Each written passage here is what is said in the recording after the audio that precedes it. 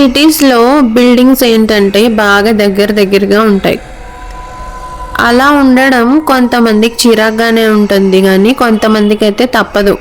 ఎందుకంటే సిటీస్లో రెంట్ ఎక్కువ, తప్పదు. అలాంటి చోట్లలోనే ఇరుకు ప్లేసెస్లోనే ఉండాలి. కానీ పల్లెటూరులో అలా ఉండదు కదా, ఎక్కువ ప్లేస్లో మంచి ఇల్లు కట్టుకోవచ్చు, ఫ్రీగా ఉంటుంది. ఇలా ఇంత ఇరుగ్గా ఉన్న సిటీస్లో ఉన్న బిల్డింగ్స్లో ఏంటంటే ఒక్కొక్కసారి మన ఇంట్లో నుండి చూస్తే పక్క వాళ్ళ బాల్కనీ కనిపిస్తూ ఉంటుంది. అలా కనిపించే బాల్కనీలో ఒక అందమైన అమ్మాయి కూడా కనిపిస్తే ఎలా ఉంటుంది? ఆ అమ్మాయిని రోజు చూస్తూ ఉండొచ్చు. అలా చూస్తూ ఉంటే కొన్ని రోజులకి వాళ్ళు కూడా మనల్ని గమనించి ఏమో మాటలు పెరిగి ఫ్రెండ్స్ కూడా అవ్వచ్చు కదా. కానీ అలా రోజు మనం చూసేది నిజంగా అమ్మాయినే అంటారా? మన ఎదురుగా ఉన్నది నిజంగా మనిషేనా, లేకపోతే అది ఆ అమ్మాయి ఆత్మ? రాకేష్ కూడా సేమ్ ఇదే సిచ్యువేషన్ అయితే ఫేస్ చేశాడు. తను తన జాబ్ కోసమని సిటీకి అయితే వెళ్ళాడు.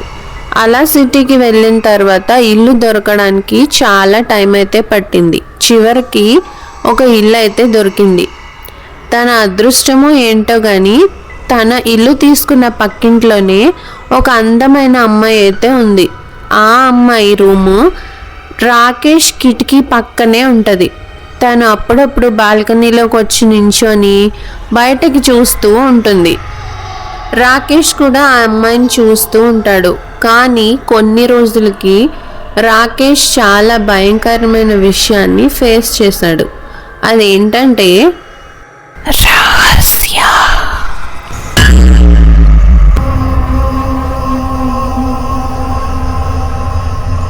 హాయ్, నా పేరు రాకేష్.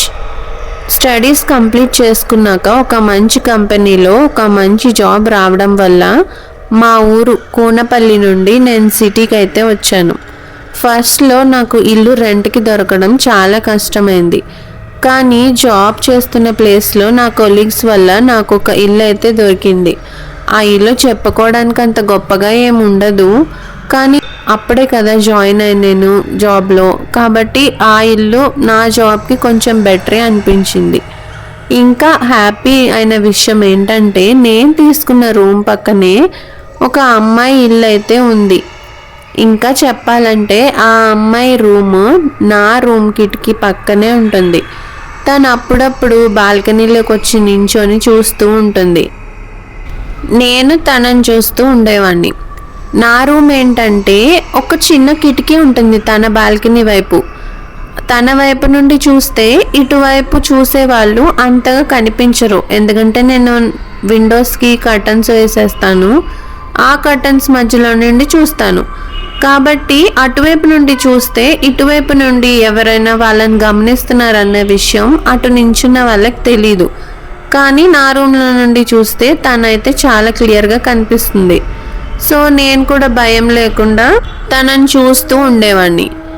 అలా రోజు ఆఫీస్ నుండి రావడం, తను ఎప్పుడు బయటకు వస్తుందా అని విండో దగ్గర నించొని చూడడం, తను బయటకు వస్తే కాసేపు నించొని చూసి మళ్ళీ నా పనులు నేను చేసుకోవడం, మళ్ళీ మార్నింగ్ లేచిన వెంటనే తను మార్నింగ్ లేచి బాల్కనీలో కూర్చొని కాసేపు టీ తాగడం అలా చేస్తుందన్నమాట.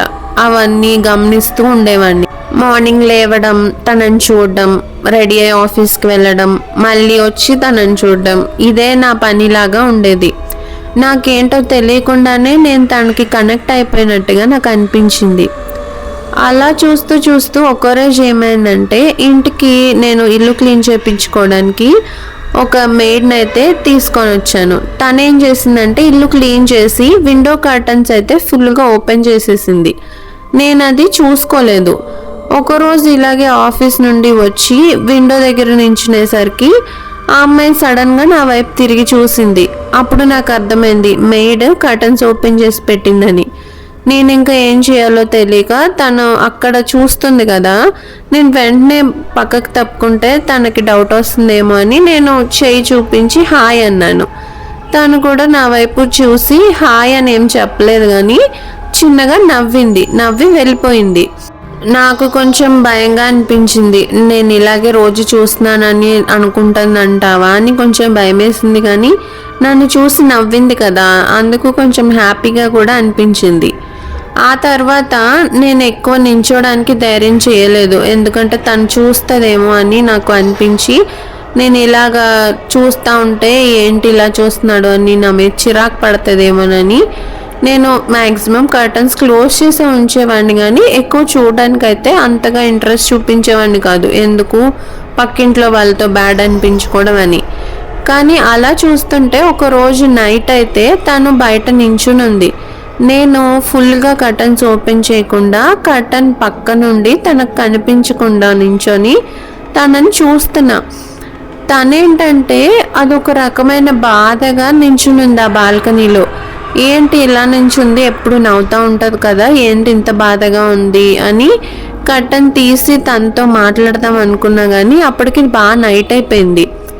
అండ్ తన రూమ్ ఏంటంటే ఎప్పుడు చాలా లైటింగ్తో అలా ఉంటుంది. ఆ రోజు మొత్తం చీకటిగా ఉండి అలా ఉంది. నేను అడుగుదాం అనుకున్నా కానీ ఎందుకులే ఈ టైంలో పలకరించడం అని నేను వెంటనే వెళ్ళి పడుకుని పోయాను. తను అక్కడ నించొని ఉండడం నాకు ఆ కర్టన్ దగ్గర నుండి కనిపిస్తుంది, కానీ నేను అదంతా పట్టించుకోలే, పడుకుని పోయాను. నెక్స్ట్ డే మార్నింగ్ తనని వస్తుందేమోనని నేను చాటుగా నించొని చూస్తుంటే తనైతే మార్నింగ్ బయటికి రాలేదు. అదేంటి ఏమై ఉంటుంది, మార్నింగ్ ఎప్పుడు బయటకు వస్తుంది కదా, ఇవాళ రాలేదు ఎందుకు అనుకున్నాను. సరే ఈవినింగ్ వస్తుంది కదా చూద్దాంలే అనుకున్నా. ఆఫీస్కి వెళ్ళిపోయా. ఆఫీస్ నుండి వచ్చిన తర్వాత చూస్తే తను అప్పుడు కూడా బయటికి రాలేదు. ఏమై ఉంటుంది, ఏమైనా జరిగిందంటావా, ఏదైనా బాధ కలిగే విషయం తనకి ఏమైనా అయ్యిందా, అందుకే బయటకు రావట్లేదా? సరే మొన్న నవ్వింది కదా, ఈసారి కనిపిస్తే ఇలాగ బయటికి రావట్లేదు అనే వంకతోనైనా తనతో మాట్లాడవచ్చు అని తను ఎప్పుడు బయటకు వస్తుందా అని చూస్తున్నాను. అయితే సేమ్ నిన్న నైట్ ఏ టైంకి అయితే నాకు బాల్కనీలో కనిపించిందో అదే టైంకి నాకు మళ్ళీ ఇవాళ నైట్ కూడా కనిపించింది. నేను ముందు రోజులాగే కర్టన్ అయితే ఫుల్గా ఓపెన్ చేయకుండా చాటు నుండి చూస్తున్నాను.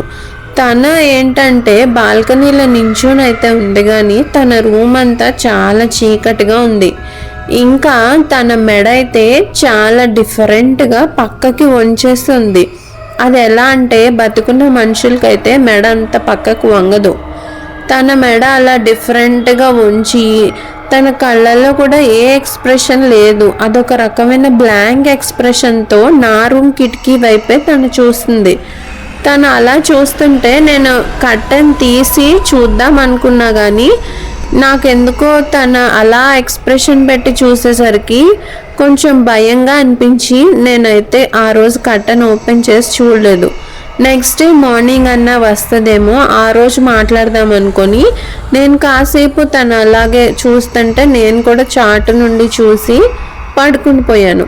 నెక్స్ట్ డే మార్నింగ్ తను వస్తుందేమోనని చూశాను, కానీ బయట అయితే ఏదో గొడవగా మనుషులు మాట్లాడుకుంటున్నారు, గట్టి గట్టిగా మాట్లాడుకుంటున్నారు. అవన్నీ నాకు వినిపించి నేను వెళ్ళి చూసేసరికి పోలీస్ జీప్ కూడా అప్పుడే వస్తుంది. వాళ్ళ ఇంటి దగ్గరికి వచ్చి ఆగింది. ఏమై ఉంటుంది, అందరు ఇక్కడే ఉన్నారేంటి, పోలీస్ కూడా వచ్చారు అని వాళ్ళ ఇంటి దగ్గరికి నేను అప్పటి వరకు ఎప్పుడు వెళ్ళలేదు.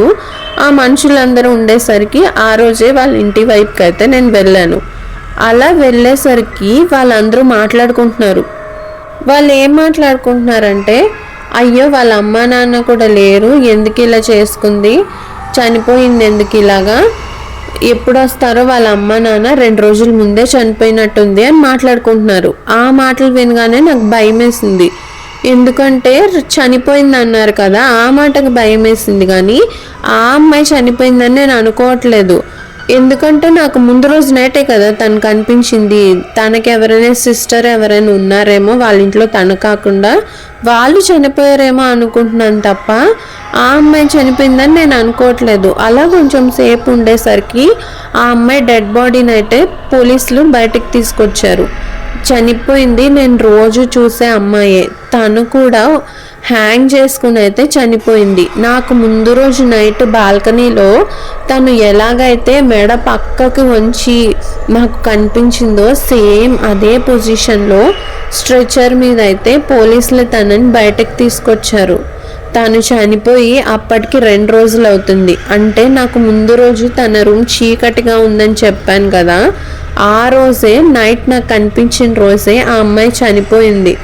నేను ముందే గమనించుకొని తను అలా చనిపోయింది అని తెలుసుకుని ఉంటే ఆ ముందు రోజే తన బాడీని అయితే పోలీస్ చూసేవాళ్ళేమో. బట్ నా భయం, నా నిర్లక్ష్యం వల్ల ఆ మనిషి చనిపోయిన 2 డేస్ తర్వాత కానీ, ఊర్లో వాళ్ళందరికీ తెలిసిన తర్వాత కానీ నాకు తెలియలేదు. ఈ విషయానికి నాకు కొంచెం బాధగా అనిపించింది. కానీ చనిపోయిన వ్యక్తి తను ఏ పొజిషన్లో అయితే ఉరి వేసుకున్న దానికి తను వేలాడుతూ ఉందో అదే పొజిషన్లో నాకు కనిపించింది అన్న ఆలోచన వస్తేనే నాకైతే కాళ్ళు చేతులు వణికిపోతున్నాయి. ఆ అమ్మాయిని నేను చూస్తున్నానని తనకు ముందే తెలుసా? చనిపోయిన 2 రోజుల తర్వాత కూడా నాకు ఆత్మలాగా ఎందుకు కనిపించి ఉంటుంది? అసలు తను చనిపోవడానికి కారణం ఏమై ఉంటుంది? అండ్ మీకు కనుక వీడియో నచ్చితే మర్చిపోకండి లైక్, షేర్ అండ్ సబ్స్క్రైబ్.